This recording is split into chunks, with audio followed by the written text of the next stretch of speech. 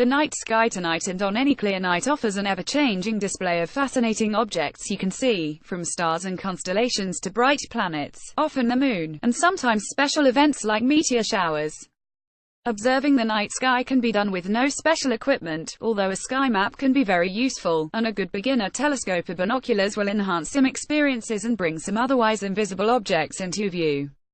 You can also use astronomy accessories to make your observing easier, and use our satellite tracker page powered by n2yo.com to find out when to see the International Space Station and other satellites. Below, find out what's up in the night sky tonight. Planets visible now, moon phases, observing highlights this month plus other resources, sky watching terms, night sky observing tips and further reading. The night sky is more than just the moon and stars, if you know when and where to look. Credit CarlTateSpace.com. Monthly skywatching information is provided to Space.com by Chris Vaughan of Starry Night Education, the leader in space science curriculum solutions. Follow Starry Night on Twitter at Starry Night Edu. Editor's note: if you have an amazing skywatching photo you'd like to share for a possible story or image gallery, please contact Managing Editor Tariq Malik at spaceyphotos@space.com.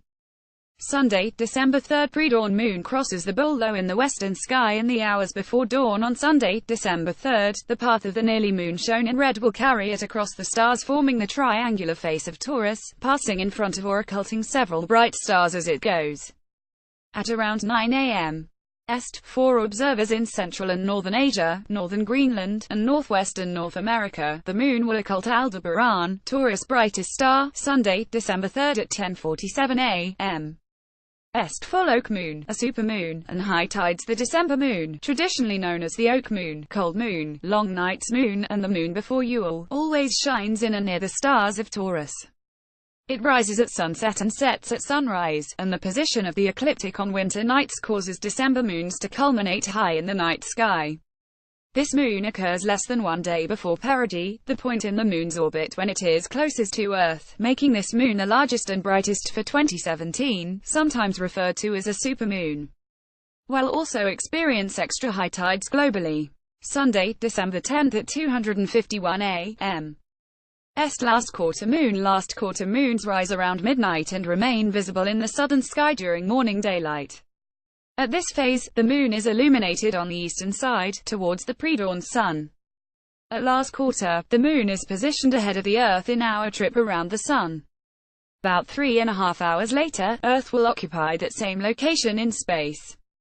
After last quarter, the waning moon traverses the last quarter of its orbit around the Earth, on the way to new moon. Wednesday, December 13th. Pre-dawn moon meets Mars in the eastern pre-dawn sky on the morning of Wednesday, December 13th. The waning crescent moon will sit less than 5 degrees above dim reddish Mars.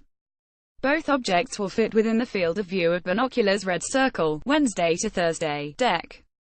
13 to 14, midnight to dawn. Geminid meteor shower peak. The Geminid meteor shower, one of the most spectacular of the year, runs from December 4th to 16.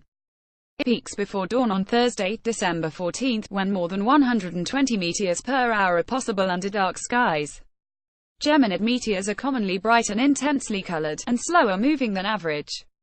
The best time to watch will be from sunset on Wednesday until dawn on Thursday morning. The moon will be a few days before new on the peak night, leaving the sky dark for meteor watchers. Thursday, December 14th. Pre-dawn moon meets Jupiter and Vesta in the eastern pre-dawn sky on the morning of Thursday, December 14th. The old crescent moon will sit about 4 degrees above bright Jupiter and 3 degrees to the upper right of the large asteroid Vesta. All three objects will fit within the field of view of binoculars. Red circle. Monday, December 18th at 1:30 a.m. S new moon. When new, the moon is traveling between the Earth and the Sun. Since sunlight is only reaching the side of the moon turned away from us, and the moon is in the same region of the sky as the Sun, the moon is hidden from view. A day or two after new moon, look low above the western horizon after sunset for the slender sliver of the young crescent moon. Thursday, December 21st at 11:28 a.m. Est, northern winter solstice on Thursday, December 21st at 11:28 a.m. Est, the sun reaches its southernmost declination for the year, resulting in the shortest day of the year for the northern hemisphere and the longest day of the year for the southern hemisphere. After the solstice, daylight increases daily for the northern hemisphere.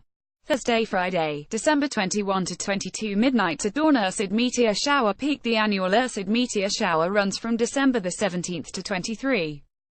It peaks during the wee hours of Friday, December 22nd, when seeing up to 20 meteors per hour is possible, under dark skies. The best time to watch will be from midnight to dawn that morning. The moon will be a young waxing crescent that sets in early evening on the peak night, setting up good meteor watching conditions. The shower's radiant is above the Little Dipper Ursa Minor near Polaris, but the meteors can appear anywhere. Tuesday, December 26, 4:20 a.m.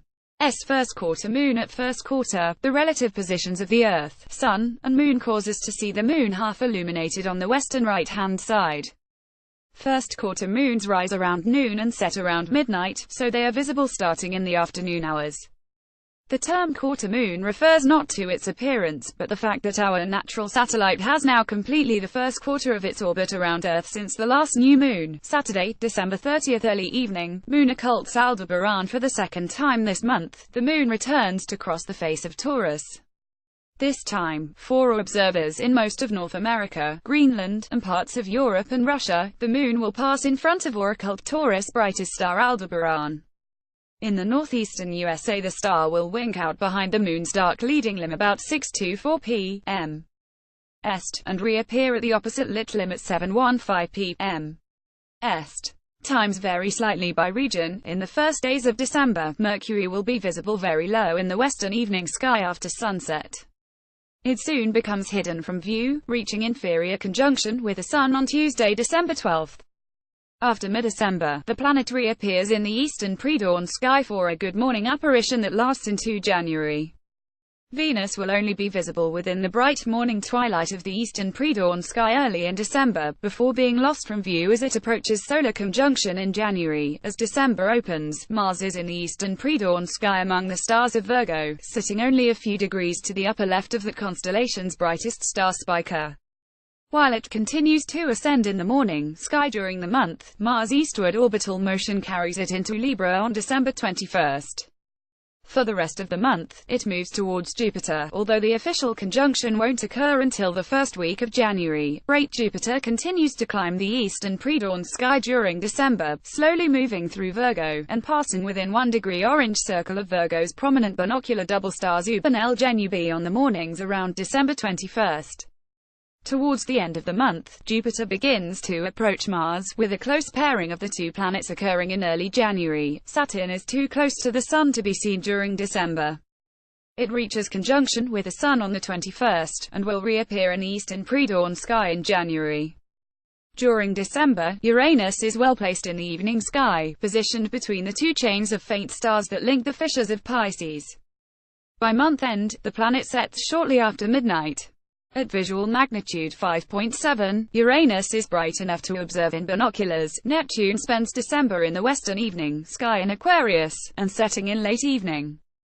The naked eye star Lambda Aquarii, located only 0.5 degrees from the planet, will aid you in finding it. Gibbous used to describe the planet a moon that is more than 50% illuminated. Asterism, a noteworthy striking pattern of stars within a larger constellation. Degrees measuring the sky. The sky is 360 degrees all the way around, which means roughly 180 degrees from horizon to horizon. It's easy to measure distances between objects. Your fist on an outstretched arm covers about 10 degrees of sky, while a finger covers about 1 degree. Visual magnitude. This is the astronomer's scale for measuring the brightness of objects in the sky. The dimmest object visible in the night sky under perfectly dark conditions is about magnitude 6.5.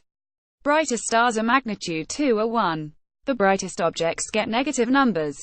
Venus can be as bright as magnitude -4.9. The Moon is -12.7 and the Sun is -26.8. Terminator, the boundary on the Moon between sunlight and shadow. Zenith, the point in the sky directly overhead.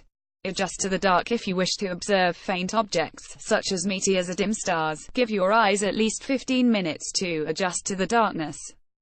Light pollution. Even from a big city, one can see the Moon, a handful of bright stars and sometimes the brightest planets. But to why enjoy the heavens, especially a meteor shower, the constellations, or to see the amazing swath across the sky that represents our view toward the center of the Milky Way galaxy, rural areas are best for night sky viewing. If you're stuck in a city or suburban area, a building can be used to block ambient light or moonlight to help reveal fainter objects. If you're in the suburbs, simply turning off outdoor lights can help. Prepare for skywatching if you plan to be out for more than a few minutes, and it's not a warm summer evening. Dress warmer than you think necessary. An hour of observing a winter meteor shower can chill you to the bone.